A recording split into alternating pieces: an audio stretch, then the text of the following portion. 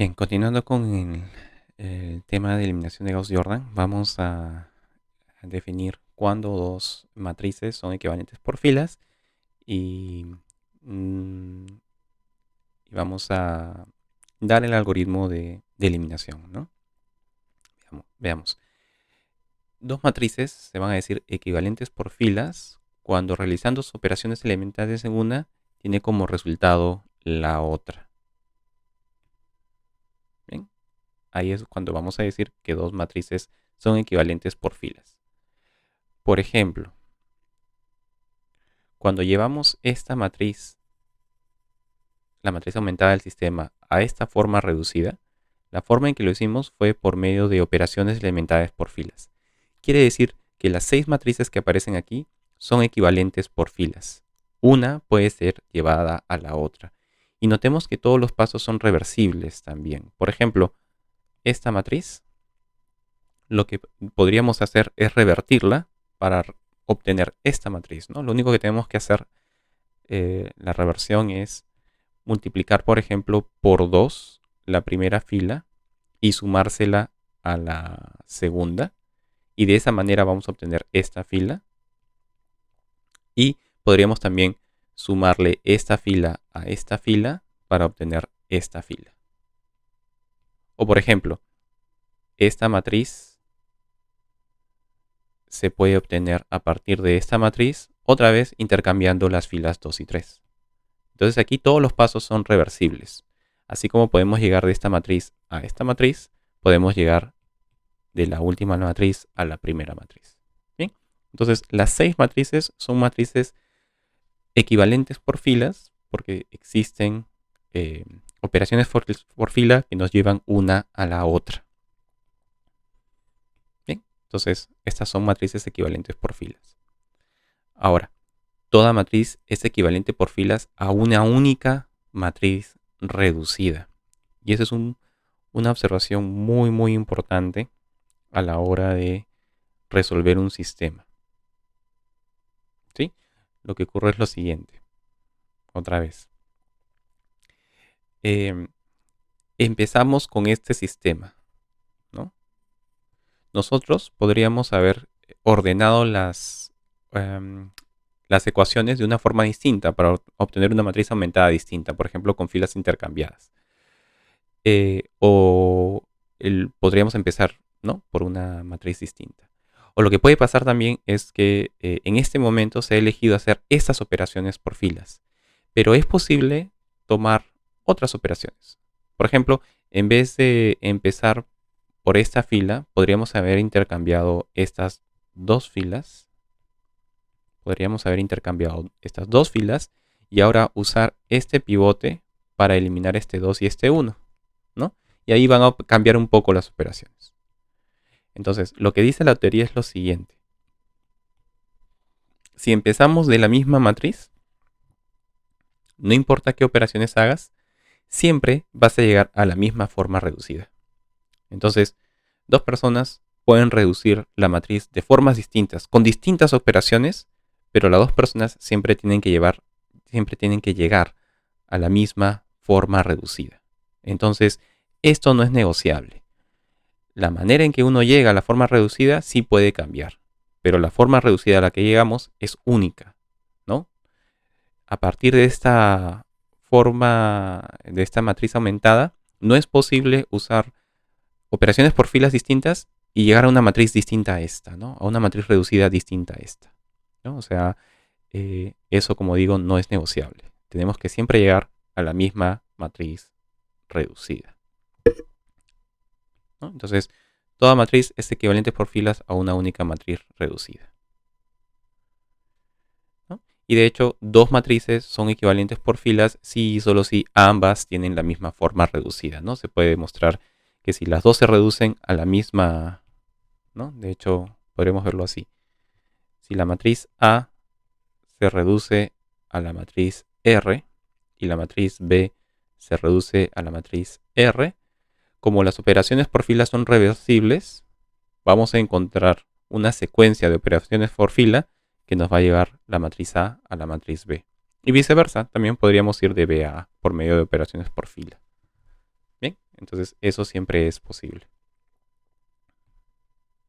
A ver, entonces con esta notación, ¿no? Equivalencia por fila se va a denotar de esta manera.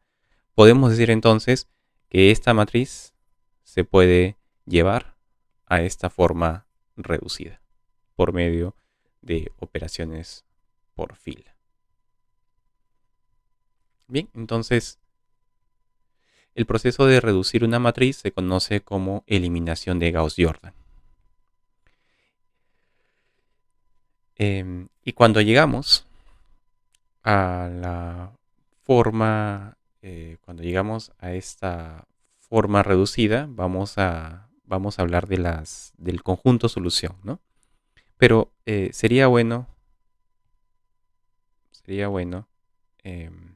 hablar de este proceso. ¿Cuál es el proceso que hemos seguido? ¿No? Entonces acá podríamos tratar de argumentar cómo se nos ocurrieron estas operaciones, cómo llegamos a estas operaciones. Entonces, el algoritmo es el siguiente. Uno lo que hace es así. Empezamos con la primera fila. Si la primera fila es nula, pasamos a la siguiente fila, ¿no? Si no es nula, escogemos un pivote. Dentro de esta columna que está en la primera fila, escogemos uno de los elementos no nulos, que va a ser el pivote, ¿no? Entonces, en este caso, hemos escogido este de acá como pivote, este 1. Bien, y ahora usamos ese 1 para eliminar todos los elementos de esta columna. En esta primera columna hemos escogido el primer 1 como pivote y lo usamos para eliminar el resto de elementos. Por eso queda así, ¿no? Usamos las operaciones para que quede el resto anulado. Ahora que estamos aquí, lo que vamos a hacer es ahora escoger un pivote en la segunda columna. El pivote no puede ser 2, porque en esa fila el pivote es 1. Entonces debemos escoger el pivote entre -3 y 1. Lo más razonable es escoger el 1, porque si escogemos el -3 como pivote, como queremos reducir, vamos a tener que dividir entre -3 y vamos a introducir fracciones. Al final del día vamos a llegar a la misma forma reducida, pero nos va a costar más, porque vamos a usar fracciones. Entonces, por eso, en la segunda columna escogemos este 1 como pivote. ¿Bien? Como es el siguiente pivote, lo que vamos a hacer es eliminar el resto de elementos de esa columna con este pivote 1. Eso lo vamos a poder hacer. Pero antes de hacer eso, lo que necesitamos es que este pivote esté en la segunda fila, no en la tercera. Entonces, lo único que hacemos es ahí intercambiar las filas. De esa manera, ahora sí, el pivote está en la segunda fila y usamos ese pivote para eliminar el resto de elementos de esa columna. Por eso tenemos estas dos operaciones. De esa manera se elimina, ¿no?, el resto de elementos en la segunda columna. Y ahora pasamos a la tercera columna. Notemos que ahora el 7 y el -2 no pueden ser pivotes porque esas dos filas ya tienen sus pivotes que son este 1 y este 1. Entonces, en la tercera fila solo podemos escoger -10 como el pivote. Pero como los pivotes tienen que ser unos en la forma reducida, dividimos entre -10 y por eso obtenemos esta fila. Y ahora sí, usamos este 1, el pivote, para eliminar el resto de elementos de esa columna. Pero ojo que estas operaciones no solo modifican la columna, sino que también pueden modificar algunas partes de la matriz. En este caso, claro, esta columna se ve modificada a esta columna y justo ahí nos sale el conjunto solución, ¿no? La solución X, Y, Z. Bien, entonces esa es la idea de la eliminación de Gauss-Jordan. De izquierda a derecha se van escogiendo las columnas no nulas, se escoge un pivote y se realizan operaciones para eliminar el resto de elementos y dejar el pivote como 1, ¿no? Luego en la segunda columna se escoge el pivote, que en este caso va a ser 1, y se elimina el resto de elementos, ¿no? Y en la tercera columna se escoge el pivote y se usa para eliminar el resto de elementos de esa columna, ¿no? Ese es el proceso de eliminación de Gauss-Jordan. Ese es el algoritmo. Ir columna por columna, escogiendo pivotes y arreglando la matriz para que esté en forma escalonada y luego en forma reducida también. ¿Sí? Ahí está. Esa es la idea. Entonces, ese es el proceso de eliminación de Gauss-Jordan. Ese es el algoritmo. A ver, entonces, una vez que llegamos a la forma reducida, considerando la forma reducida de la matriz aumentada, ahora queremos traducir ese trabajo al conjunto solución, ¿no? Las variables correspondientes a las columnas que contienen pivotes van a ser llamadas dependientes y el resto van a ser llamadas independientes. ¿Sí? Vamos a hacer un poquito de trabajo antes de expresar el conjunto solución. Y para ello vamos a separar entonces las variables en dos tipos. Vamos a llamar algunas variables las dependientes y otras las independientes. Eso depende de si la columna correspondiente con esa variable tiene o no tiene pivote. El conjunto de solución entonces se va a obtener expresando todas las variables en función de constantes y o variables independientes. Vamos a ver eso con un par de ejemplos, ¿no? A ver, primero, el ejemplo inicial de las máquinas y los artículos. Recordemos que la matriz se reduce a esta matriz, ¿no? Se reduce a esta matriz y ahí podemos también escoger o mencionar cuáles son las variables. Recordemos que las variables eran X, Y, Z, ¿no? Esas son las variables. Ahora, todas las variables están asociadas con columnas que contienen pivotes. Entonces, todas estas variables van a ser llamadas dependientes. Toda variable aquí, en este ejemplo, toda variable está asociada a una columna que contiene pivote. Entonces van a ser llamadas variables dependientes, ¿no? Estas son las variables dependientes.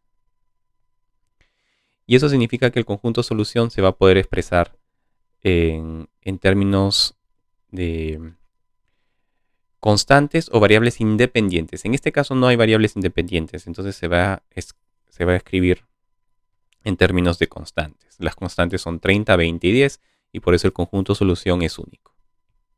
¿Bien? En este caso no aparecen variables independientes, entonces vamos a ver un ejemplo adicional. Supongamos que en el ejemplo inicial, ¿sí?, nos olvidamos de la máquina 2. ¿Sí? Supongamos que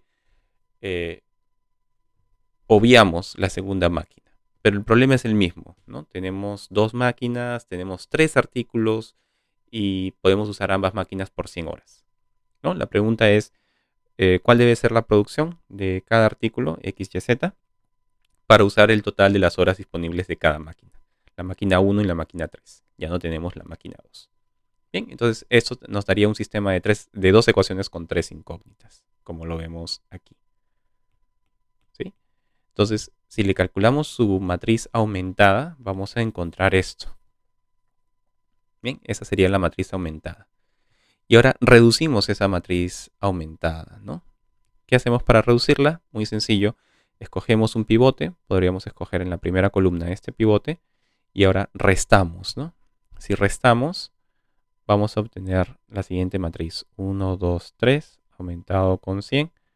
Si restamos a la segunda fila, vamos a obtener aquí 0. Vamos a obtener aquí 1, restamos aquí menos 2 y restamos aquí 0. ¿Sí?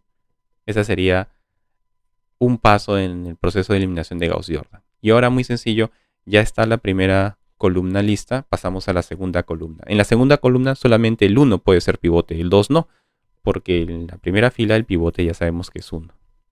Entonces, o escogemos el 1 como pivote, multiplicamos por 2 y restamos en la primera fila.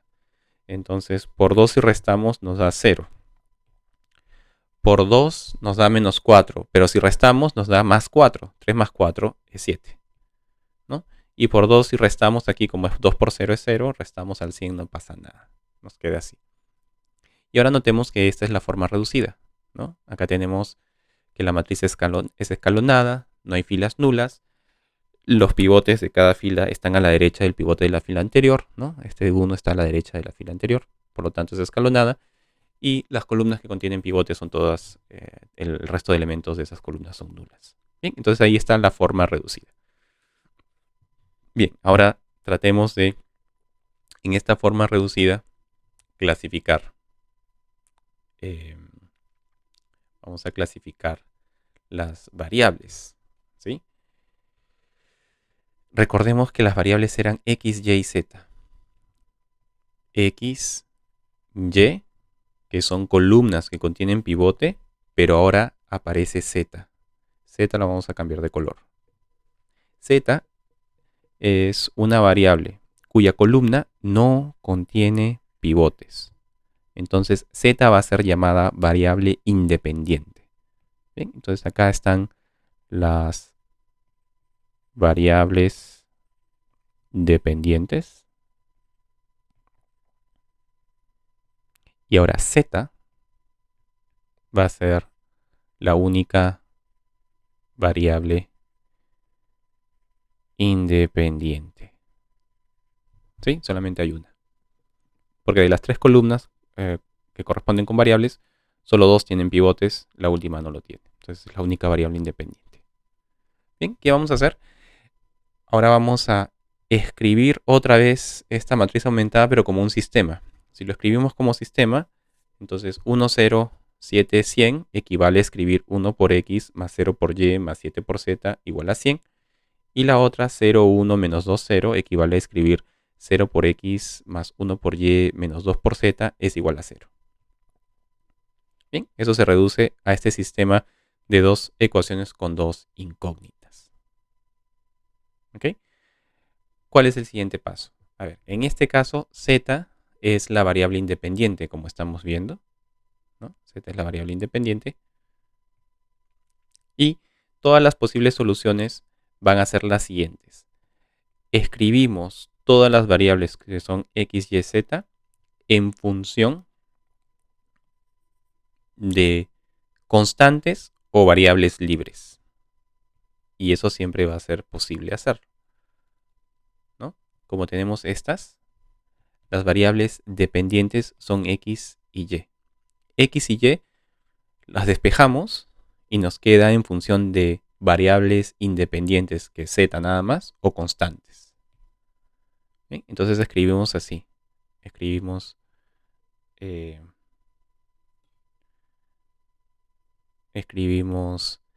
x, y, z, cada una de las variables del sistema, en función de las variables independientes o de constantes.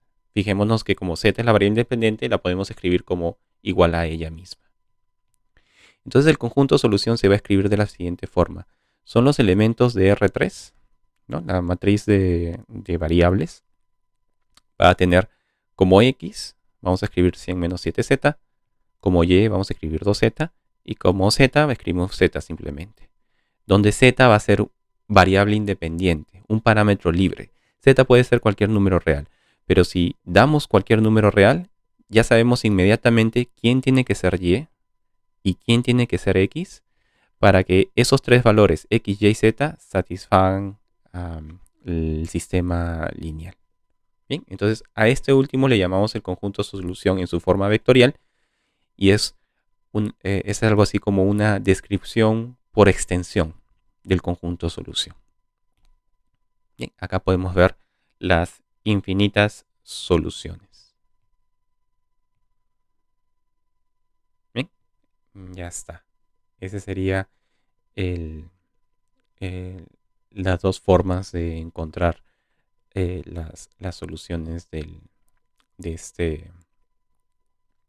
estos dos problemas, ¿no? El problema con las tres máquinas o el problema con solamente dos de ellas. Y de esa forma encontramos el conjunto solución. Más adelante vamos a ver qué es lo que ocurre, qué debe pasar con el sistema con la forma reducida para que obtengamos solución vacía, ¿no? Por el momento estamos viendo qué es lo que ocurre en el caso de una única solución o de infinitas soluciones. Pues estamos extrayendo el conjunto solución de la forma reducida. Bien, entonces aquí queda una tarea como un ejemplo adicional como tarea, ¿sí? En el cual hay que plantear y reducir la matriz. Bien, pero vamos a hacer un ejercicio más concentrándonos justamente en la idea de matrices semejantes.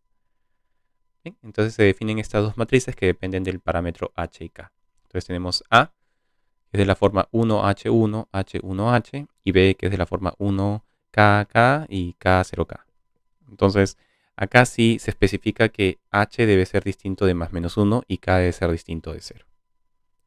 Entonces primero nos piden calcular la forma reducida de A y luego qué debe cumplir H y K para que A y B sean equivalentes por filas. ¿Bien? A ver, entonces para la primera parte debemos reducir A. Entonces empezamos con 1H, 1H, 1H. Reducimos. Podemos multiplicar la primera fila, ¿no? Multiplicamos la primera fila por menos H y se la sumamos a la segunda fila, ¿no? Por menos H y sumamos. Entonces 1H1. Luego por menos H y sumamos nos da 0. Por menos H y sumamos nos da 1 menos H al cuadrado. Por menos H y sumamos nos va a dar 0. Ahora, este término 1 menos H al cuadrado no puede ser nulo, porque H no puede ser más menos 1. Si H fuese más 1 o menos 1, ese término sería nulo, ¿no? Pero acá nos están asegurando de que no va a ser nulo. Eso quiere decir que podemos dividir entre ese término. Es decir, podemos multiplicar la fila 2 por 1 sobre 1 menos H al cuadrado. Y el resultado va a ser 1H1, 0, 1, 0. Y ahora finalmente multiplicamos por menos H la fila 2 y se la sumamos a la fila 1 y eso nos va a dar la forma reducida. Va a ser 1, 0, 1, 0, 1, 0. Esa sería la forma reducida de A. A veces escribimos así. A red. De forma reducida de A. Es una matriz distinta a la matriz A. En la parte B nos dicen entonces ahora, ¿qué debe cumplir H y K para que A y B sean equivalentes por filas? Para que A y B sean equivalentes por filas, ambas, A y B, se deben reducir a la misma matriz, ¿no? Entonces, ¿de qué manera podemos dar condiciones a H y K para que se reduzcan a la misma matriz? Ya tenemos la forma reducida de A. Ahora hay que reducir B, entonces. Entonces, ponemos acá la matriz B. Y tratamos de reducirla. A ver, multiplicando la primera fila por K y restando, ¿no? O sea, multiplicamos la primera fila por menos K y se la sumamos a la segunda. Nos va a dar 1, aquí están las K y abajo 0, ¿no? Por menos K, acá sería menos K al cuadrado, acá por menos K, acá sería K menos K al cuadrado. ¿Bien? Ahora, parte de la información del problema es, ojo, K no es nulo. Como K no es nulo, ¿sí? Podríamos dividir la segunda fila entre K. Entonces, 1 entre K lo multiplicamos a la fila 2. ¿Y qué obtenemos? Así, 1, K y K. Dividimos entre K la fila 2, nos va a dar 1 menos K. Y acá dividimos entre K, nos va a dar 1 menos A. No, vamos a dividir entre K, ¿no? Entre K, 1 menos K. Ya está. Y ahora como K no es...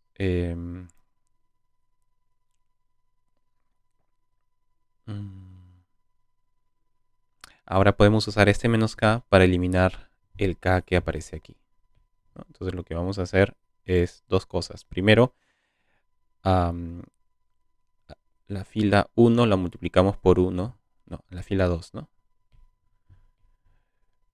Fila 2 por 1 y súmasela a la fila 1. Eso nos va a dar 1, 0. Acá se elimina acá. Esta de acá, 0. Y sumando nos va a dar acá 1. Y acá abajo vamos a dividir entre menos K. Entonces, menos 1 entre K, multiplicamos a la fila 2.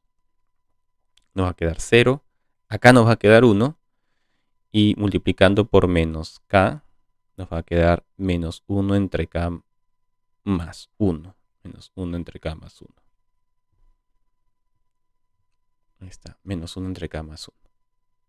Bien, entonces la pregunta era, ¿qué debe cumplir H y K para que A y B sean equivalentes por filas. Lo que debe pasar es que esta forma reducida debe ser igual a esta forma reducida. Recordemos que esta es la forma reducida de la matriz B. ¿Bien? Entonces fijémonos que todos estos elementos son iguales.